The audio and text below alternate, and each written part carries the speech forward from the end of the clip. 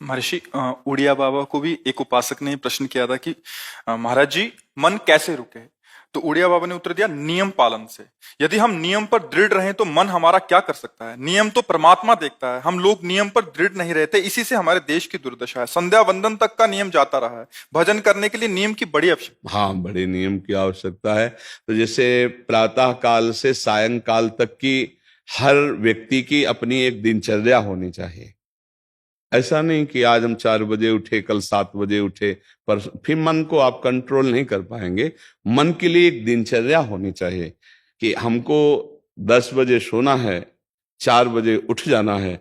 तो फिर 4 से 4:15 नहीं होना चाहिए, 4 बजे उठ जाना, ऐसा नियम बना ले। और उठ करके हमको थोड़ी देर नाम जप करना है, थोड़ी देर हमें वाणी जी का गायन करना है, थोड़ी देर हमें ध्यान, एक अपनी दिनचर्या। फिर हम अपने संसार के कार्य के नियम, जो संसार के कार्य हैं, उनको भी करते हुए भगवान को समर्पित करें। जैसे जो पद में है, जो आपको राष्ट्र सेवा मिली है, जो आपको समाज सेवा के पद मिले हैं, या आपको जो घर की सेवा के कार्य मिले हैं, उनमें बहुत धर्म पूर्वक आचरण होना चाहिए।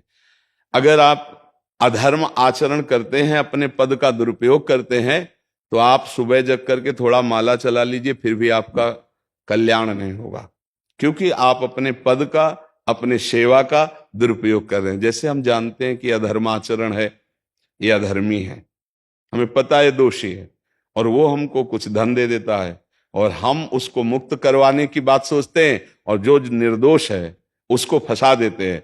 अब तुम चाहे जितना माला चलाने की कोशिश करो या दान पुण्य करो, वो तुम्हारा अधर्म आचरण, वो अधर्म का धन तुम्हें सतमार्ग में नहीं जाने देगा। नियम लेना चाहिए कि जिस पद में है, जिस धर्म में है, जिस कर्तव्य में है, चाहे कुछ भी हो जाए, हम अपने कर्तव्य से विमुख नहीं होंगे। जितना जप महान है, उतने कर्तव्य महान है। दोनों बातें समझना है। जब माला फेरा और इसके बाद बेईमानी, अधर्माचरण, इनका कोई नियम नहीं है कि हमें कैसे चलना है, तो वो माला काम नहीं कर पाएगा, क्योंकि उसका तभी सत्य भाव माना जाएगा माला जपला जब धर्माचरण है। धर्माचरण नियम से। बोले वो बड़े कट्टर नियम वाले हैं, उनको घूस नहीं, आप उनको भयभीत करके नहीं काम करवा सकते, प्रलोभन में काम नहीं करा सकते। ये हमारी गृहस्थी है ना, तो गृहस्थी के पालन के लिए धन चाहिए, और धन के लिए हम धर्म को आगे रखें, धन को नहीं। धर्म को, हमारा कर्तव्य क्या, प्रायः जैसे पूज्य बाबा ने कहा, आज हमारे देश में बहुत दुर्दशा हो रही है। दुर्दशा हो रही, क्यों? क्योंकि सब अपनी जगह से गलत हो रहे हैं। अगर अपनी जगह हम ठीक रहे तो हमारी दुर्दशा नहीं होगी, हमारा भजन कम होगा, लेकिन हम धर्म से चल रहे हैं तो हम विजयी होंगे। हम भगवान को प्रसन्न कर सकते हैं, क्योंकि हमें जो कार्य मिला है वो भगवान का ही कार्य, सृष्टि भगवान का कार्य। जैसे नए बच्चे कुछ वकालत पढ़ रहे थे, तो यहाँ आके प्रश्न किया था कि हम जानते हैं कि वो दोषी नहीं है, हम जानते हैं कि वो दोषी है, पर दोषी हमें पैसा दे रहा है, तो हम वकालत पढ़ी इसीलिए, हम उसको जिताएंगे, तो क्या कोई पाप है? तो उनका खुला पाप है। बोले नहीं, हमारी कोई ऐसा कंपनी दो, ऐसा कुछ बोले कि हमारी कंपनी को ये सिखाया जाता है, तो हमको तो ये करना ही होगा, अगर नहीं करेंगे तो हमारी वकालत का मतलब क्या रहा? तो नहीं, वकालत का मतलब अधर्मी को मुक्त करवाना नहीं है। वकालत का मतलब अधर्मी के सबूत एकत्रित करके उसको दंड दिलवाना है, और धर्मात्मा को मुक्त करवाना है। अब इसके लिए आपके पास अर्थव्यवस्था अगर कमजोर भी है, तो धर्म व्यवस्था आपकी पूरी है। धर्म व्यवस्था ठीक है तो परिवार स्वस्थ रहेगा, सुखी रहेगा, भगवान आप पर प्रसन्न रहेंगे। अच्छा, फिर हमने तर्क रखा कि जैसे आपकी बहन के साथ कोई गलत व्यवहार करे, आपको पता है, और वो आपको 10 लाख रुपया घूस दे, तो क्या आप उसका पक्ष लेंगे? नहीं। तो फिर दूसरी बहन के साथ किया है। अब यहां विचार करना है ना, अपने भाई का अगर कत्ल किए हो, मुझे पता हो कि ये दोषी है, तो क्या हम पैसे से उसको मुक्त करने देंगे? लगेगा कि जान की बाजी लगा देंगे, और तुम्हें हम, ऐसे ही एक गरीब आदमी की किसी ने हत्या की, तो आपका पक्ष बनता है। पर यह ज्ञान कहां मिलेगा? बिना अध्यात्म के ज्ञान तो मिलेगा नहीं। ज्ञान तो इस बात का मिला कि कैसे पैसा कमाया जाए। अच्छा, वो पैसा यदि अधर्म से आया है तो आपकी दुर्दशा कर देगा, आपकी बुद्धि भ्रष्ट कर देगा। तो जो बाबा कह रहे हैं कि आज हमारे समाज की बड़ी दुर्दशा हो रही, उसका कारण यही है कि हमें अध्यात्म का ज्ञान नहीं, हमें धर्म का ज्ञान नहीं, और बड़ी बड़ी गलतियां हो जाती है। बिल्कुल पता है आदमी निर्दोष है और हम धन के प्रभाव से उसको दंड दे देते हैं। वो दंडा भगवान जब आपको पलट कर देंगे तो आप सह नहीं पाओगे, उसका परिणाम बहुत बुरा होता है। तो इसलिए समाज को चाहिए अपने अपने कर्तव्य का पालन करते हुए एक नियमावली बना ले। जैसे कुछ दुकानों का नियम होता है कि वहां फिक्स रेट होता है, नहीं होता? वहां ये नहीं चलेगा कि कसम से कहते हैं कि तुम्हें हम अपना जान करके कि 100 रुपया मीटर ये मिला है, हम बिल्कुल मुनाफा नहीं ले रहे। नहीं, झूठ क्यों बोल रहे हो? दुकान खोले हो मुनाफा के लिए, झूठ क्यों बोल रहे हो? नहीं लेंगे मुनाफा, हम जितने का लाए हैं उससे मुनाफा लेंगे, पर 120 रुपया मीटर देंगे, कपड़ा बढ़िया है, नाप फिट है, इससे नीचे नहीं उतरेंगे, हमें सफाई देने की जरूरत नहीं है कि हम कसम खाते हैं या ऐसा। जानते हो ये बिजली है, दुकान है, नौकर लगे हैं, तो इसका मुनाफा लेने के लिए दुकान खोलें, कोई दान करने के लिए तो नहीं। तो सबको पता है मुनाफा लेगा, लेकिन एक फिक्स दाम, उसे 10-20 रुपया का मुनाफा लेकर के हम उसको बेच रहे हैं। लेकिन झूठ क्यों बोले? बोले झूठ के बिना धंधा नहीं चलता। नहीं, ऐसा नहीं है। अब असत्य बोलोगे तो उससे जो आपको मुनाफा मिलेगा वो आपकी बुद्धि भ्रष्ट करेगा, और सत्य है कि मुनाफा के लिए है वही चीज, और आप एक फिक्स रेट में दे रहे, बढ़िया है। अब अगर आप कोई मिलावट करके भोजन सामग्री दे रहे, आपको पता है, तो जो खाने वाले के हृदय में बैठे हुए भगवान है वो तुम्हारे जीवन में मिलावट कर देंगे, तुम्हारा जीवन महान दुखमय हो जाएगा। ये कहां समझा जाता है? एक आदमी सिंथेटिक दूध बना रहा है, उससे कहो ये अपने बच्चे को पिला, नहीं पिलाएगा। फिर ये दूसरे का बच्चा जब पिएगा तो उसकी हालत क्या होगी? दूसरे शरीर में जाएगा तो हालत क्या होगी? वो केवल धन की बुद्धि रख रहा है।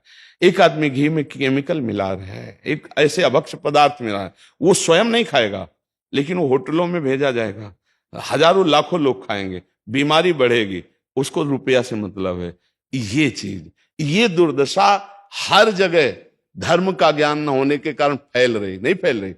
एक मरीज बीमार है, असली दवाओं में पैसे ज्यादा है, नकली दवा लेकर के असली के दाम में बेच देना, उसको बिल्कुल फायदा ना होना। लेकिन परमात्मा देख रहा है, तुम जानते हो नकली दवा है, वो तो नहीं जानता बेचारा, ज्यादा पढ़े लिखे नहीं, किसान आदमी गांव का आया है, तुमने दे दिया और उसने पैसा दिया असली के। अब वो पैसा तुम्हारी बुद्धि भ्रष्ट करेगा, तुम्हारे परिवार में कलह पैदा करेगा और तुम्हारा पतन कर देगा। ऐसे हर डिपार्टमेंट में, हर विषय में यदि हम अपने धर्म से चले, अपने सत्य से चले और थोड़ा भी भजन होगा, वो आपको उत्तम गति प्रदान करेगा। पर ऐसा कहां समझ में आ रहा? अध्यात्म के बिना भला ऐसा समझ में आएगा? तो इसीलिए कह रहे हैं हमारे देश की दुर्दशा हो रही। पूर्वजों में पहले यह था कि हमारा धर्म नहीं जाना चाहिए चाहे प्राण चले जाएं, हमारा चरित्र नहीं जाना चाहिए चाहे सर्वस्व नष्ट हो जाए। आज इसकी कोई परवाह नहीं, तो उसी से बुद्धि भ्रष्ट हो जाती है, जीवन एक पशुवत आचरण वाला हो जाता है, और वो अपने को बड़ा सुखी समझने लगते हैं कि हमारे पास बड़ा वैभव है। लेकिन प्यारे, उस दिन को याद करो जिस दिन तुम्हारा आखिरी समय होगा, ना तुम्हारा फार्म हाउस जाएगा, ना महल तुम्हारा जाएगा, ना बैंक बैलेंस जाएगा, ना कोई व्यक्ति, और ना ये शरीर। अब तुम्हारे कर्म तुमको भोगवाएंगे। उस समय की कौन याद करता है? अगर उस समय की याद हो तो भय लग जाए कि नहीं नहीं, पाप नहीं करूंगा, क्योंकि जाना है यहां से। अच्छा, कब जाना है कुछ पता नहीं, किसी भी समय ट्रांसफर हो सकता है इस शरीर से। तो हमें लगता है कि महापुरुषों के जो वचन हैं कि हमें एक नियम से जीवन जीना चाहिए, धर्म पूर्वक जीवन जीना चाहिए, अपने कर्तव्य का पालन करना चाहिए। जो हमारे लिए कर्तव्य, आज प्रायः धन प्रधान बुद्धि होने के कारण कर्तव्य स्वाहा हो रहा है। एक विद्यालय में विद्यार्थी के लिए जो गुरु पद में बैठा, उसका क्या कर्तव्य है?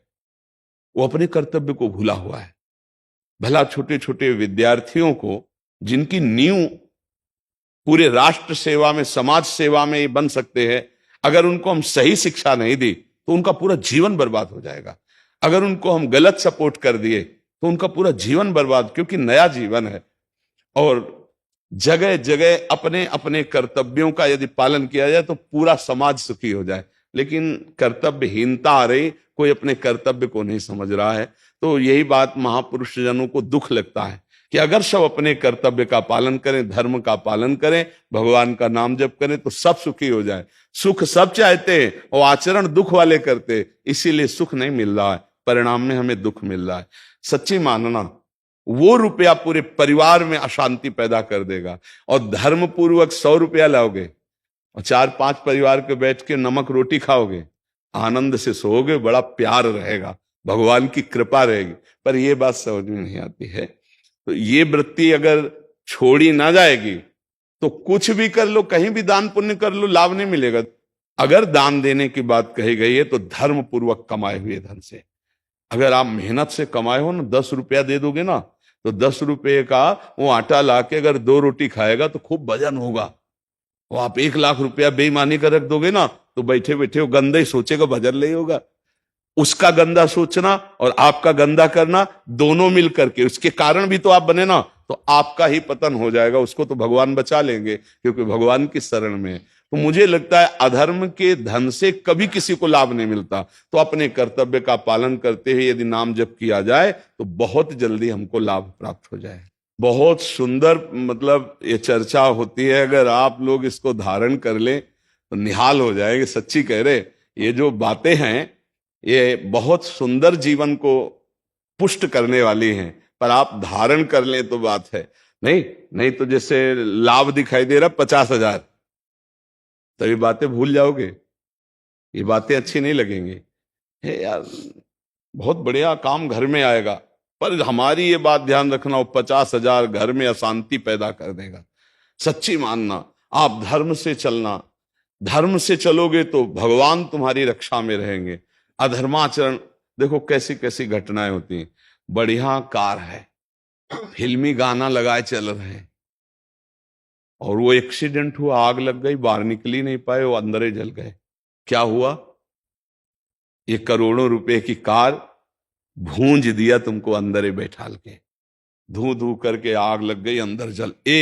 ऐसे जलना चाहते हो या भगवान के आनंद में चिंतन करके शरीर छोटे हो फिर दाह संस्कार हो ऐसे कि सब लोग भगवान के नाम का कीर्तन करते ही जा रहे, फिर आपका अंतिम संस्कार वहां जीवित जल गए? क्या हो सकता है? एक एक पल तुम्हारे कर्म का हिसाब होगा, एक एक सेकंड का। ऐसे कर्म करो कि हमारा अच्छा हिसाब हो, बुरा हिसाब। ये मत समझो कोई देख नहीं रहा, वो देख रहा है जिसको हिसाब करना है, वो देख रहा है। उसके लिए कोई वकील या किसी सबूत की जरूरत नहीं होती, वो सर्वांतर्यामी आपके अंदर बैठे ही देख रहा है। तो सदैव जैसे सत्संग सुन रहे हैं, तो अगर हाथ जोड़ के प्रार्थना है, थोड़ी भी बात मान लोगे तो आप सच्चे सुख के मार्ग में चलने लगोगे। नहीं तो भाई बहुत गंदी हवा चल रही है, माया की बहुत गंदगी ऐसी फैल रही, कलिकाल है ना, कि ये बातें किसी को पसंद नहीं आती। वो बात बताओ कि हम कितना रुपया कमा ले, कैसे कितने भोग भोग ले, और वो अध्यात्म में नहीं है।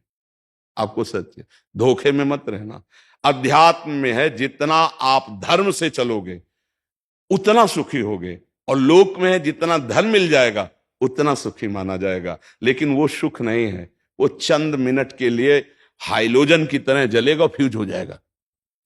और धर्मात्मा दीपक की तरह जलेगा, पर बहुत काल तक चलता रहेगा। इन बातों का चिंतन कीजिए, खूब नाम जप कीजिए और भगवान के भरोसे रहिए, गंदे आचरण मत कीजिए।